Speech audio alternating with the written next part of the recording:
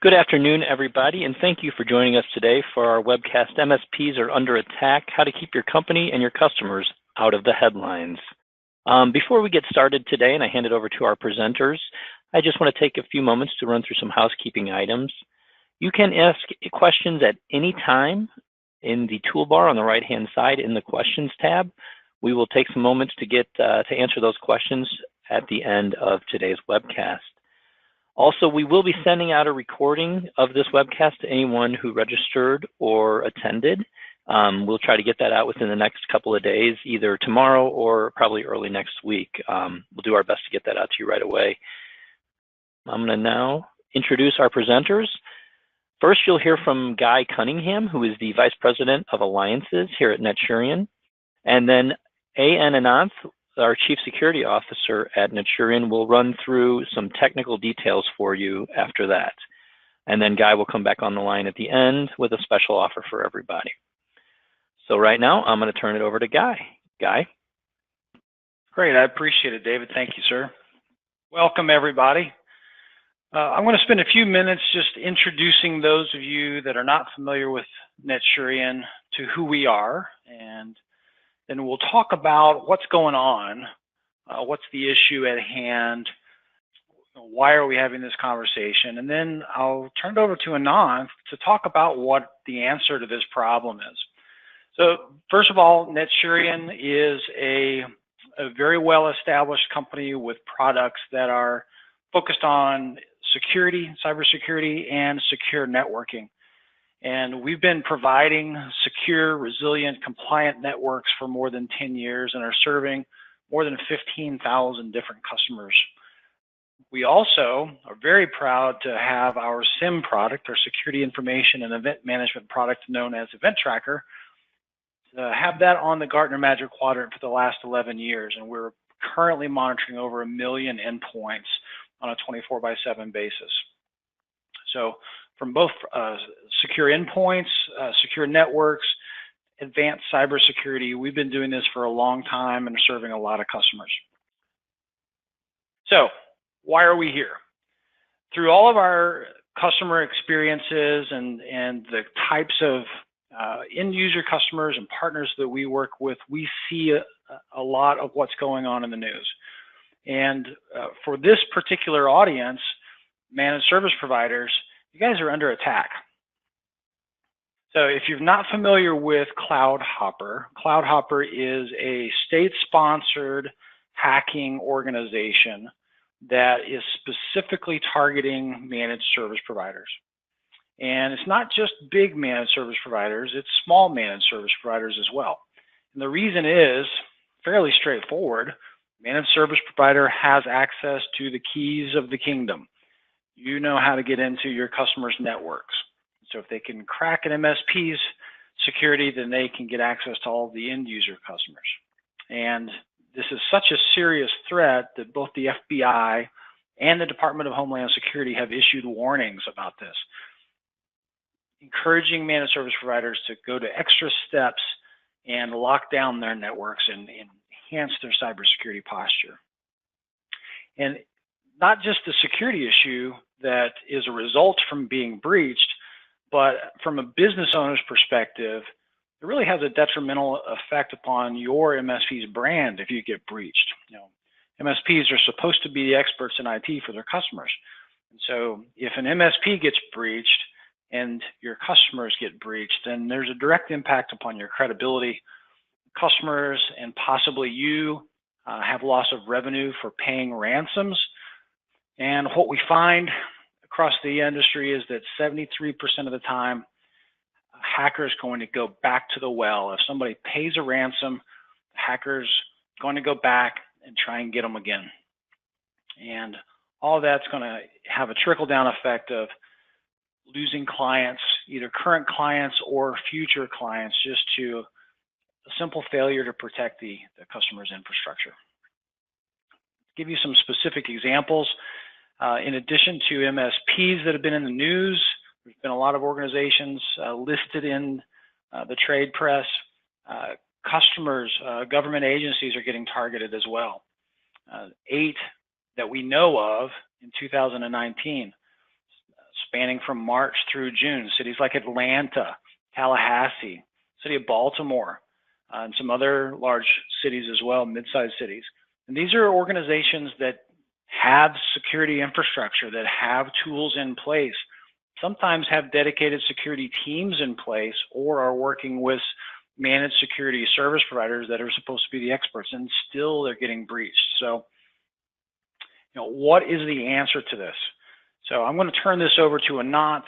He's going to go into how we view this and how the Neturian tools and services are available to you as an MSP to prevent this. And then to wrap up, I'm going to give you guys a special offer to help protect your organizations and then help protect your customers. So Ananth. Thank you, Guy. Thank you, ladies and gentlemen, for joining us. Your time is precious, so we really do value it. I'll get right to it. Before we get to what the answer is, I think we have to at least recognize the depth and the nature of the problem.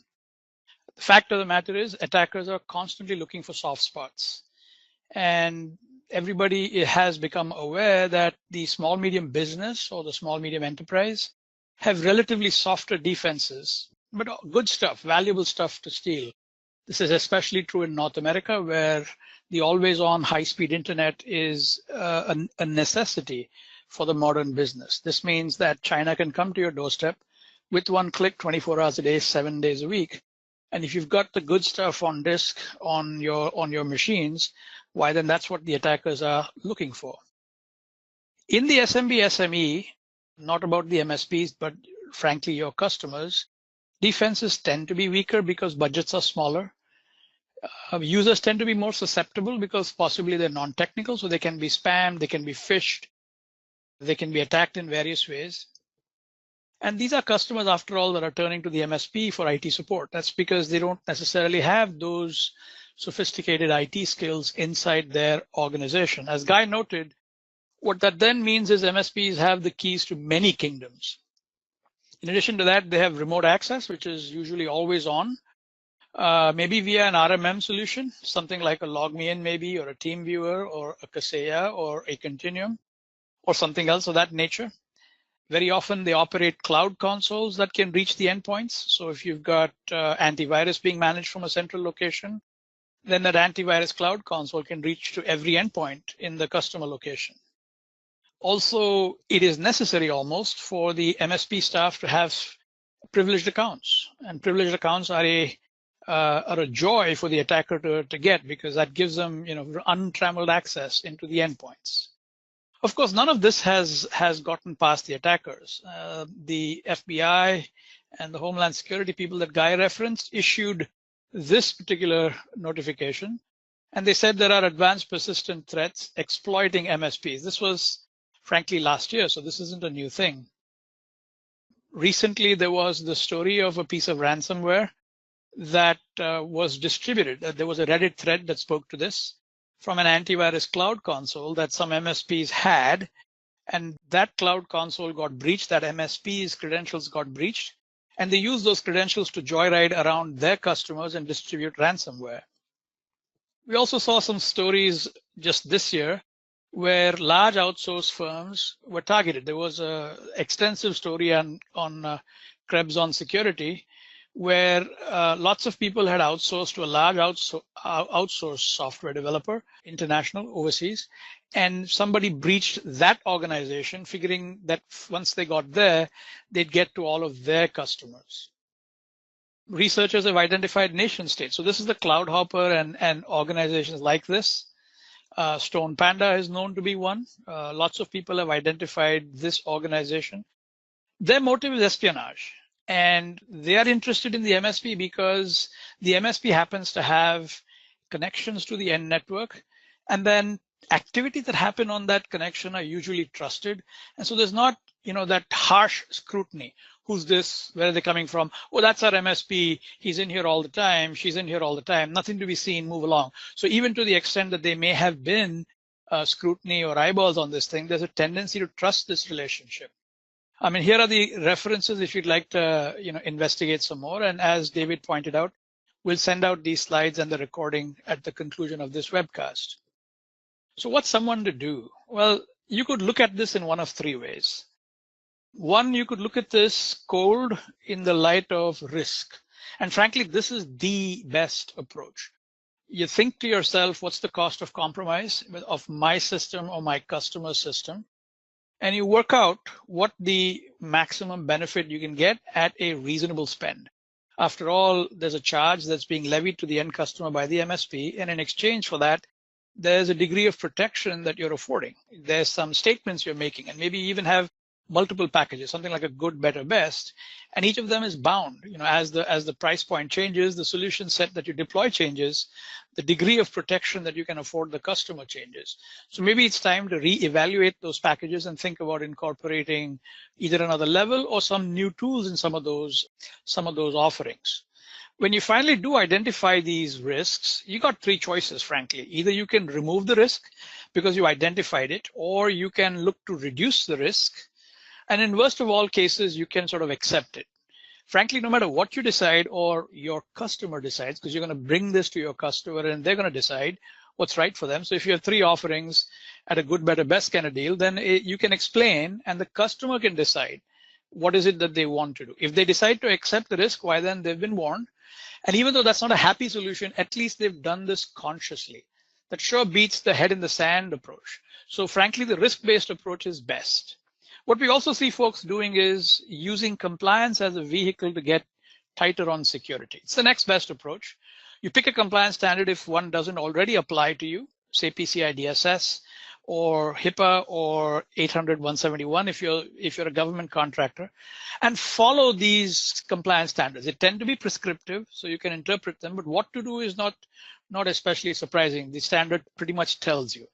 The only caveat is the standards are all around the minimum. So if you do implement this way, sure beats doing nothing, but acknowledge, recognize, inform the buyer that what we're doing is the absolute minimum that's necessary, set of best practices recommended by the standard. Worst solution is the head in the sand. That's the guy right there on the right, doing absolutely nothing, ignoring the problem and saying, this is not going to affect me, little old me, I'm too small, my customer is too small. All of these have been demonstrably proven false. On the upside, such an approach maintains the status quo, which means you don't have to go to anybody, talk to anybody, you don't have to think about increasing spend or doing any extra work. But the downside is it's only a question of time before a breach occurs. If you opt to do nothing, we can expect one of two outcomes. If you are lucky, then an auditor will come by and point out the gaps and say, what's this? But if you're unlucky, the attacker is the one who's going to find it, and then there'll be damages to contend with. So three approaches. Pick the one that makes the most sense for you. Now, this is not news to anybody, but I thought I'd throw it in here just to show you how many chances you have. And this is an attack that occurred recently at a major city here on the East Coast. Attacker probes to find out what ports are open, and then detects that they have a mail server on-prem, right? Then fingerprints the mail server and makes config changes. So this is one opportunity you have, is when they did the probe. The other opportunity is when they actually reached into the mail server and exploited a vulnerability. If they gain access to the domain controller, why then they're creating accounts for themselves? Nobody complains when there's a new account created. Everybody complains when their account somehow doesn't work. So another opportunity when they actually created the account. Might detect a transaction server, for instance, and install a backdoor. So that's a software installation that was unexpected, unanticipated, done at the funny time without change control processes. But if they've gotten this far, why then it's convenient for them? They're on the inside looking out instead of on the outside trying to look in. And the firewalls are typically configured to allow anything from inside to go outside, but maybe not so much the other way. So you had so many chances to catch this, right? You could have caught this, in the probe. You could have, if you were paying attention to firewall, you could have caught this at the mail server when they were making config changes. You could have caught this when they created an extra account. You could have caught this when they installed Funny Bunny software. You could have caught this maybe by examining traffic. Where is it going? Is it out of ordinary? So you had so many different chances to actually catch this. And if you caught them at any one step and deterred them, then they lose. There's a common fallacy that we propagate saying that they have to sort of, win only once, and we have to defend absolutely every time. Otherwise, they win and we lose. Not true. If you caught this guy anywhere in the cycle and you blunted him, then he's unable to exfiltrate data. He loses. So it doesn't matter what else he's accomplished till then. So you should be thinking about what defenses you have that will out it at any one of these points. So what is it that you can do is the question.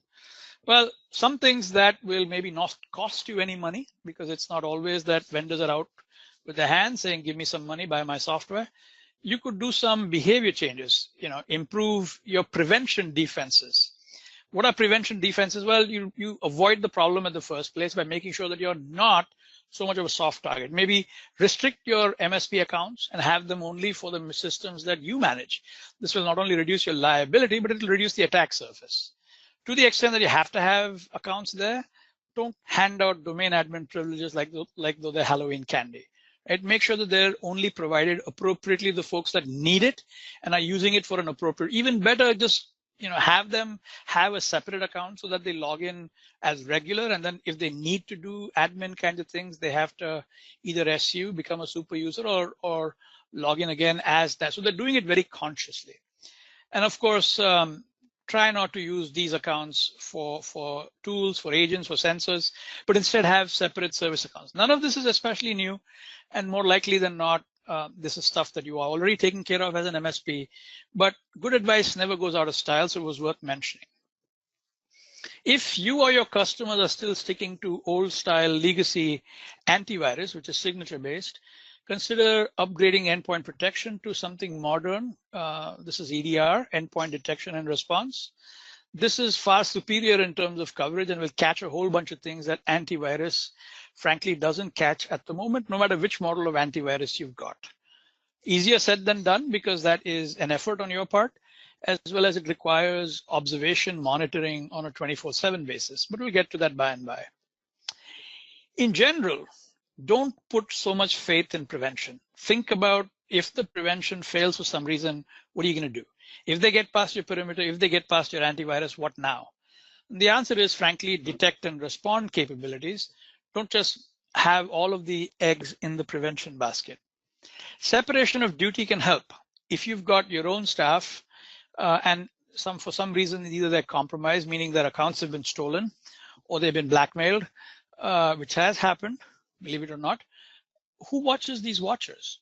So if you separate duty and have instead somebody else that's watching the watchers, like a monitoring service, why then that can help you get an additional layer of scrutiny. Nice to prevent, better to detect and respond. It would be great if you could predict. How can you predict that an attack is going to occur? Well, a couple of ways. One is run vulnerability scan. This tells you what your soft spots are. If the scanner found it, believe me, an attacker is going to find it. And an attacker is going to exploit it. The scanner will just merely tell you that this is where your soft spots are.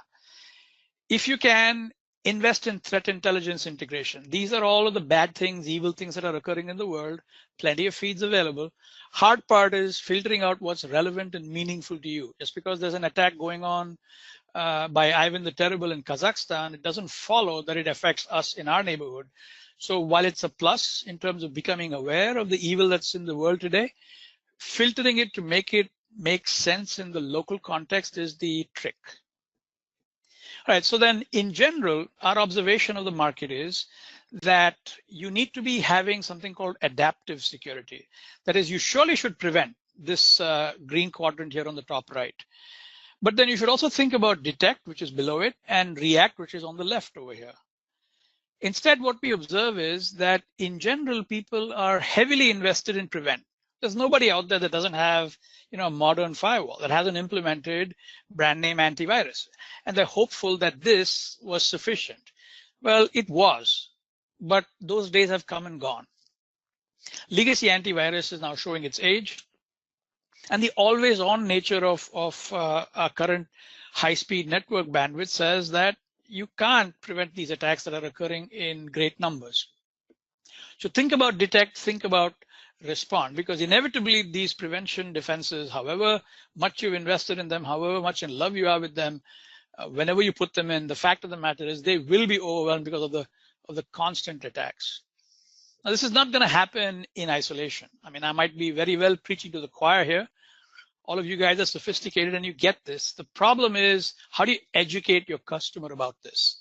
When in fact, they may have an objection saying, well, I'm not really convinced, because they're not in the IT business. They're not in the IT security business, probably.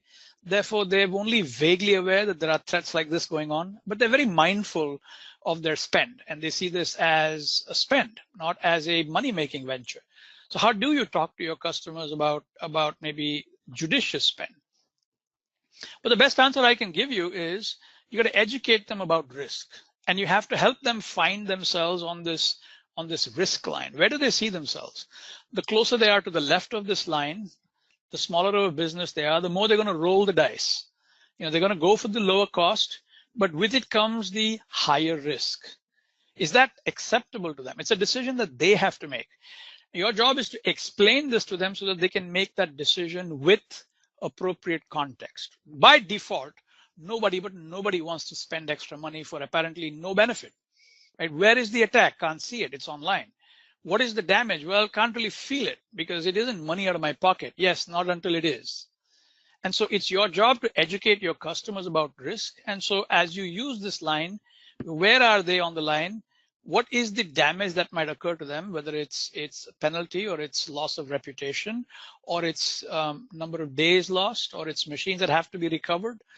These kinds of topics, and it's a question of how much is it that you want to avoid it. Do you want to keep your name out of the papers, out of the wall of shame, out of people's mouths speaking about you in the wrong way, worrying that if they come to see you and give you maybe credit cards or their business, then somehow that information is going to be compromised. So the spend has to be proportionate to the perception of risk. And that's what it is. It's a perception. Different people will have different ways of doing this, but it's about your job to educate them about risk so that they see it and they understand it. Once they've done that, whatever decision they take is fine. But if you're able to educate them, if you're a trusted partner, then hopefully they will see it your way and agree to improve their defenses. So what do we have to offer in this context? Well, frankly, two services. Event Tracker is a piece of software, but built around Event Tracker are two offerings. There's one called Essentials that is suitable for folks that have more basic needs. This is a software-only solution that happens to be hosted in a US data center. And to make this simple for you, it is billed monthly per covered endpoint so that you have a chance to actually bill the customer before you see a bill from us. This includes a 24/7 SOC, a security operations center, as part of the service. Of course, it includes the Event Tracker software itself.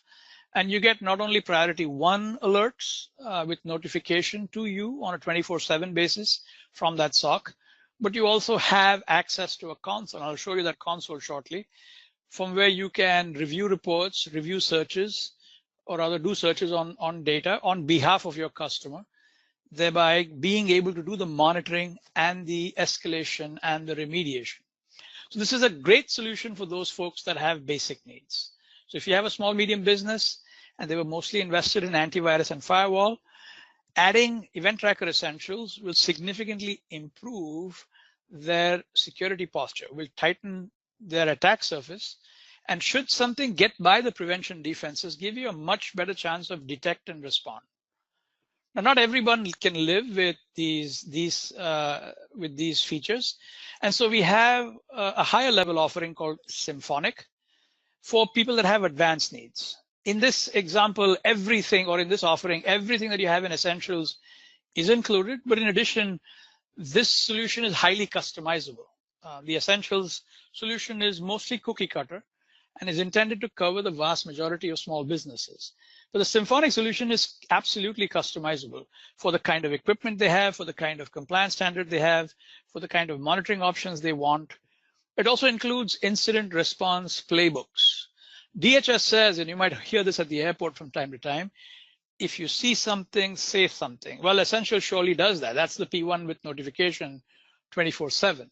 But then isn't it better if you see something not to just say something, but do something? What's that do something look like? That's what the incident response playbook is. And this is something that we share with the MSP in order to identify that if we report such a problem to you, what is it that you're going to do? So that the person at the swing shift on a Friday evening isn't wondering, oh, gee, the SOC said this, what do I have to do now? Because obviously doing something about it is the key. Noting it, escalating it is nice, but no cigar. With Symphonic, in addition to the features of Essentials, you also have options. Maybe to do a vulnerability scan, that's again managed by us, and gives you details. That's the predict part, if you recall. Also for network monitoring, if you're interested in flow. And then if you're interested in deception, honey nets are available, or which are frankly a collection of honey pots. And these can all be quite instrumental in improving the detect portion of the game. Now, whereas in Essentials, you get a self-serve console and can look at your reports. With Symphonic, you get a hand-curated critical observations report on the duration or the SLA that you've picked. And this is something that the analyst creates for you based on observations along with recommendations. Here are critical observations, stuff that has happened. Here's what we want you to do. Here's the consequence of not doing anything.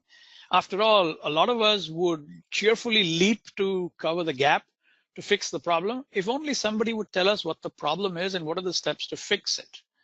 Frequently, the problem really is that someone just taps you on the shoulder and says, bad things are happening, and walks away, leaving you baffled as to what specifically is happening and what is it that you're supposed to do.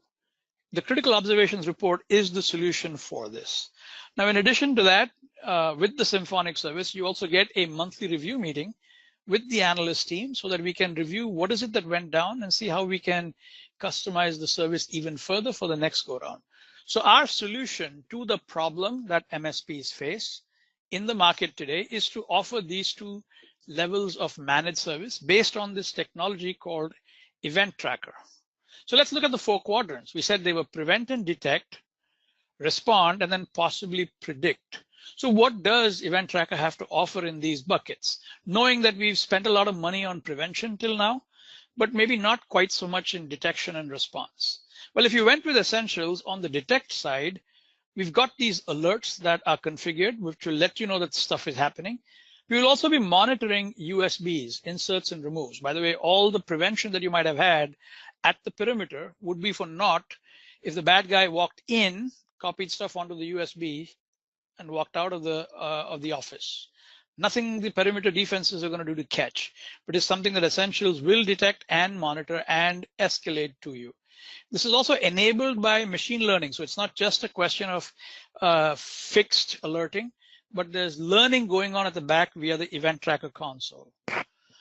On the response side, if you see something, say something. Yeah, 24/7. If any of the priority 1 conditions happen, you're getting notification from us.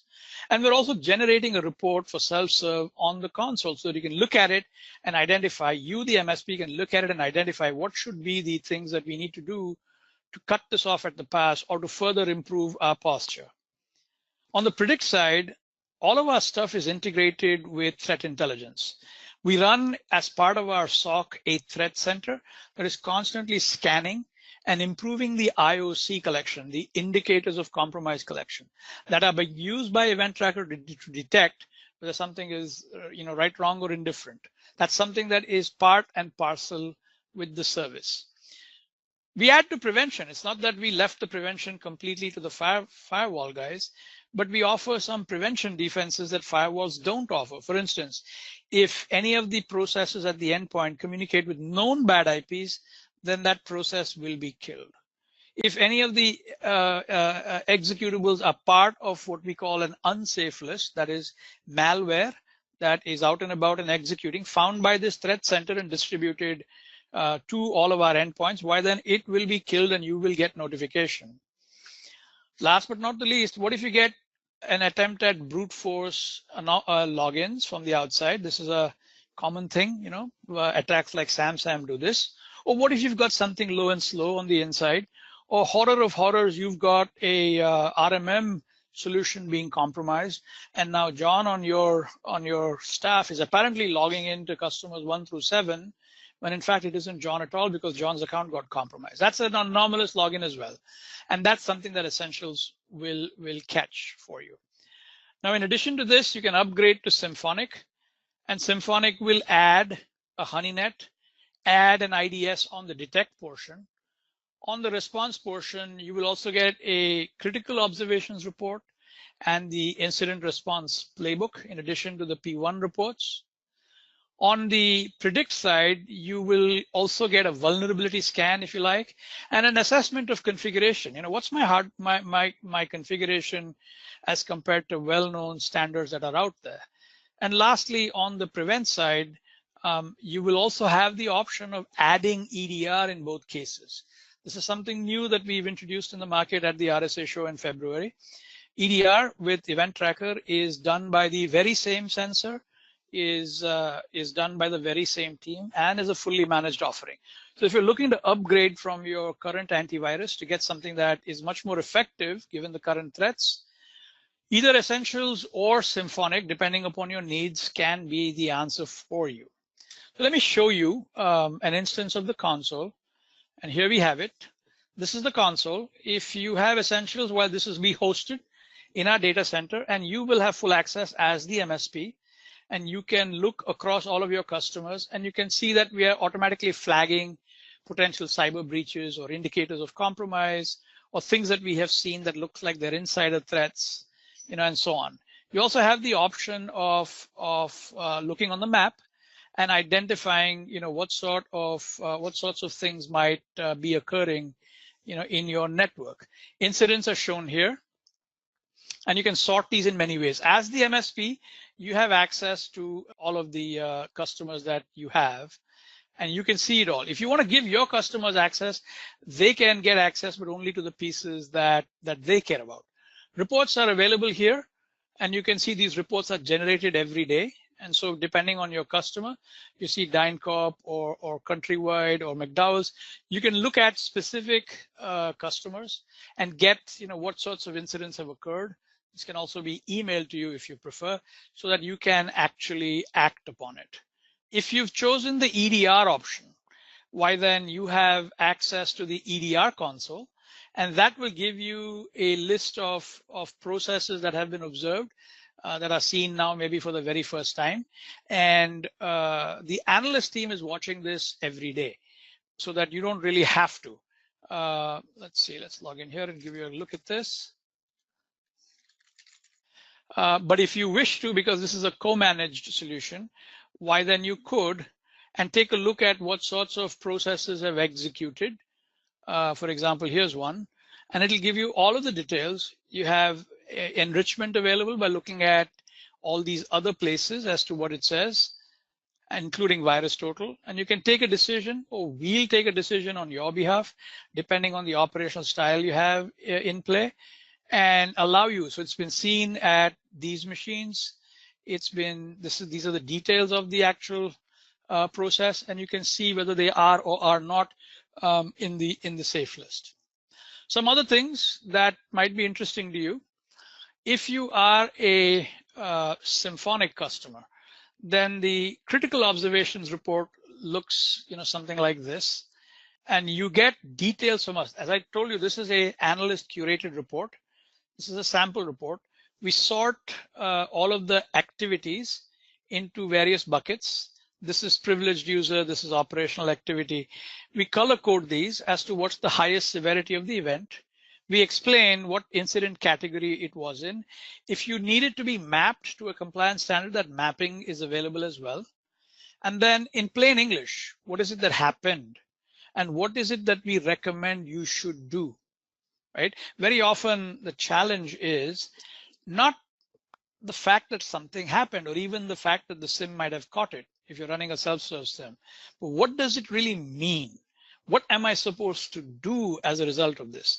We also provide links to your playbook so that if your analyst team, if your MSP staff wants to know, now that I got this, what am I supposed to do? Well, we have a playbook for unauthorized use. Someone is trying to log in on this external machine, which is, by the way, Office 365. What does someone do? Well, you have a unauthorized usage playbook that will tell you specifically what you want. You can also use this, if you like, to automate it. So if you're interested in SOAR and things of that sort, that's available as well. By the way, all of these are provided with details so that you can look up the reference, right? So you see down here, we have the details as to why we said it, what's the case number that we have for it, what is it that happened, and what specifically do we want you to do? The fact that this is still an open, so we're collaborating between you and us. So this is what you get as part of the Symphonic service. In addition to that, we'll provide you a monthly report where we will discuss what the trends are, what is it that we want to measure, what the operational overview of the system is, what updates and improvements we are planning, and then what is it that you're based on. Also, we will review, hey, we were here last time, what is the action on all of those things. So if you are a Symphonic customer, all of these benefits will accrue to you. Now, Event Tracker has been around for quite a long time, 11 years on the SIM, as David noted, but it has netted a number of other awards as well. Most recently, our EDR solution was independently tested by SE Labs and was awarded a AAA, their highest rating. If you want details on their testing methodology and what is it that they compared and how they scored us, as well as all of the other solutions that they tested, you can get that from either our website, eventtracker.com, or their website, selabs.uk. These guys are in the United Kingdom, and they were recommended to us by the Gartner guys in order to have them independently test our solution. So what has this ever actually done for anyone? As David and Guy mentioned, we are monitoring roughly around 20 billion events. That's a B, billion events every day from our 24/7 ISO 27001 certified security operations center. They catch a bunch of stuff that legacy defenses, missed. And we write these up as a vignette. If you're interested, you can look at our website and you'll see the details. Of course, these are carefully done so that we're not revealing information to the attackers. But you can see these episodes where we've caught stuff and they are sorted by vertical industry, right? And so you can read these vignettes and get a sense of what is it that happened, and how is it that we found it, what fixes did we recommend, what lessons did we learn. Nothing like a good story to tell you. So depending on your vertical, you can see a number of stories are available here for you to either explain to yourself or to your partner, to your customer, as to what the value of a solution is, something like this. Folks, at this point, I'm happy to take questions, but I'm going to turn the presentation back to Guy Cunningham and to David. Take it to the next step. I appreciate it. The excellent demonstration of what the risks are, what the best approaches are, and how the Neturian Event Tracker tools can help mitigate what's running wild today. One of our goals for this afternoon was not just to tell you about the problem and not just to tell you about a potential solution, but to provide you with tools yourself. And for those of you that are not currently partners with Neturian, we've got a special offer for you that will run through the end of August. You sign up as an MSP partner, we're going to give you free licenses to use on your own infrastructure. We want you to be protected. So that will be for Event Tracker Essentials and EDR. We're also going to give you licenses that you can use for free at your customers. We'll give you 50 free demo licenses. You can install them in one customer and multiple customers and let them run for 90 days and get all of the protection, but you're also going to get reporting. And at the end of this, you'll be able to demonstrate to your customers what is getting past the legacy defenses, what's being caught by Event Tracker. In addition to that, we're also going to give you the opportunity to take advantage of NetSurian's newest product, the Branch SDO CXD. Branch SDO stands for Branch Software Defined Orchestration. It is an edge networking solution that's built on software defined networking. It's a very lightweight, simple to use, simple to deploy tool, and we're enabling our MSP partners to use it as part of a security assessment. Plug the CXD in line in front of your firewall, your customer's firewall. Let it run for 7 days, is all we need. Actually can be done quicker. And built into the CXD orchestrator is the ability to run an internal vulnerability scan. So you'll run the scan, get the report, and you'll also get visibility into all the applications that are being used inside that local area network, all the endpoints that are connected to that local area network, user productivity with insight into the applications that the end users are using. You'll be surprised what you find, and how the network and the bandwidth is being utilized. What ports, what devices, what users, what applications are using the most bandwidth. And frankly, just like with Event Tracker, you'll see what's getting past their legacy antivirus. With the CXD, you're going to be surprised at how open the firewall really is. And so we'd like to make this available to all the people here on this presentation today. And all you got to do is to get this conversation started is to send an email to us with the subject line NetSurian MSP offer, and somebody will follow up with you. So let me pause there. David, I'll turn it back over to you for control and see if there are any questions. Thanks a lot, Guy. Yes, we did have some questions come in. There's still time to submit as we're answering these. I did want to make a note that it is the email address, and we'll include this in the post-show email or the post-webcast email send as well. It's partners@netsurian.com. So we'll have that in there. You guys can reach out to us, and I'll have that subject line, all that information that Guy just shared in that post-webcast email. But we'll move over to the first question here. I believe this one's for Ananth. Do you provide a hardware appliance? No, actually, we do not. Life is quite simple with Event Tracker. Everything is software only. There is a small little sensor that goes on the endpoints if they are of the Windows type. And if they are firewalls, they can direct their syslog to a local Windows sensor, the one that I spoke of just a minute ago. And it will receive and encrypt and relay all of that syslog traffic up to our cloud console. Our cloud console is also software, but because it's a service, the fact that it is software and runs on a server is not interesting. And I'm referring here to the people that want essentials. Right? If you want symphonic, still the same answer, but it's a different console with other capabilities, also hosted by us, also in our data center, also 24/7, also watched by a SOC. But there is no hardware. We're not sending you a box. There is no need to go to a customer location, wire up a box in line with things of that sort. I'm referring to Event Tracker here. With the CXD, of course, there is a box because that's really frankly what it is. It's a replacement, if you like, for your firewall. So there is a box involved there. But for Event Tracker itself, there is no box. Next question for you. Is this an MDR solution?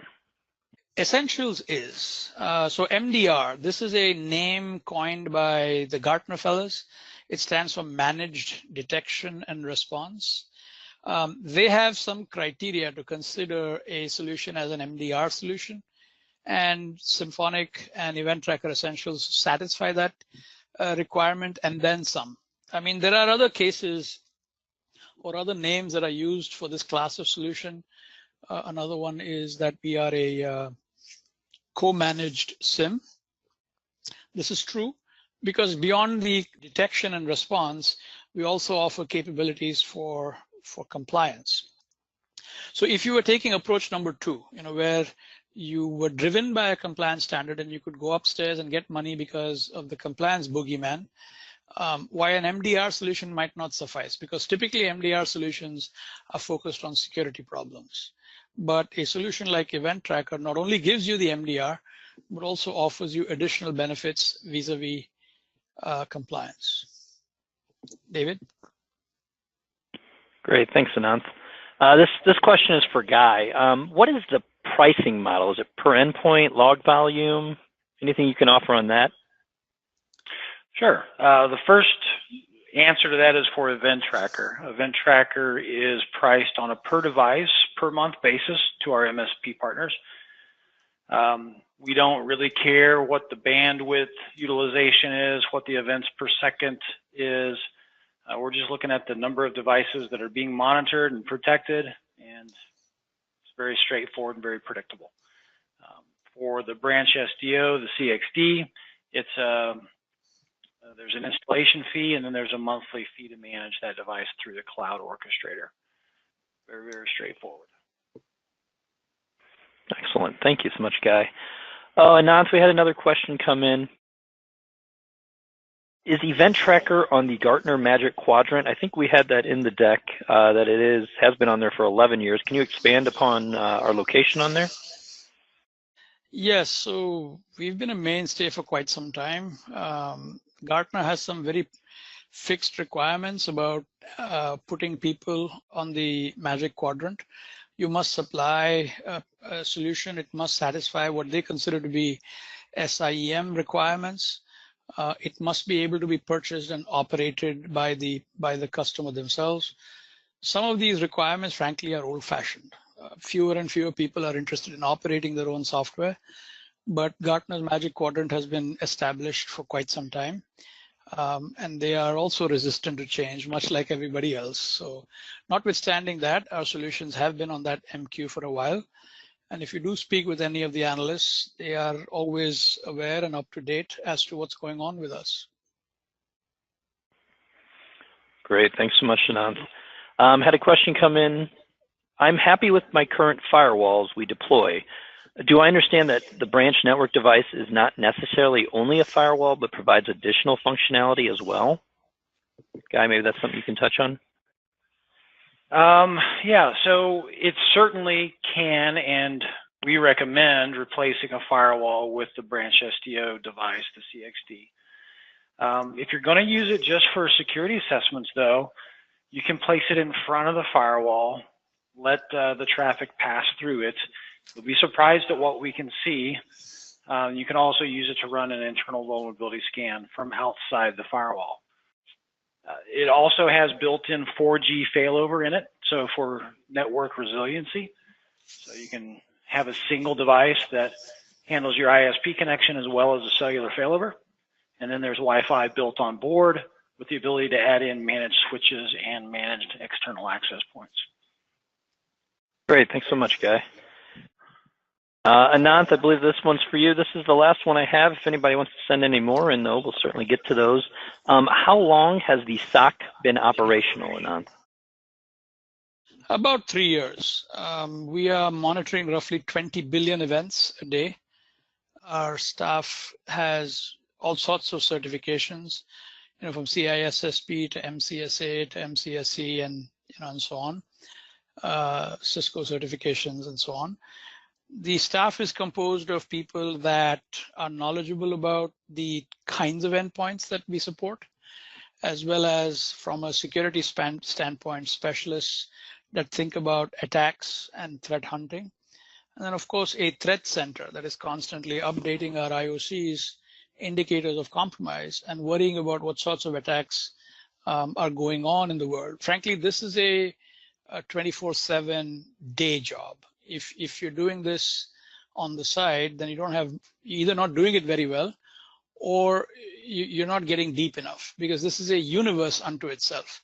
So our team is several dozen strong, just shy of 100, and they get themselves audited. So we have external auditors that come by and certify us to be compliant with ISO 27001. We are a PCI DSS service provider certified. We're also an ASV, an approved scanning vendor according to the PCI Council. And then recently we also got certified for ISO 20000. So lots of investment. SOC's been around for around 3 years. Processes, policies, operations have been tested and improved. And it does a lot of these. Want to see it in action? go to the website. Catch of the day is what you want to look for, and you can see what is it that that SOC has actually accomplished for folks just like yourself. David? Great. Thanks so much, Ananth. And thank you to everybody for joining us today. I just want to reiterate that I will be sending out an email with the recording and all the information on the offer that Guy told us about. We'll try to get that out tomorrow if we possibly can. I think we'll be able to get that done. So thank you once again to everybody for joining us. Thank you to Ananth and to Guy for all the great information they shared today. And I hope everybody has a great day.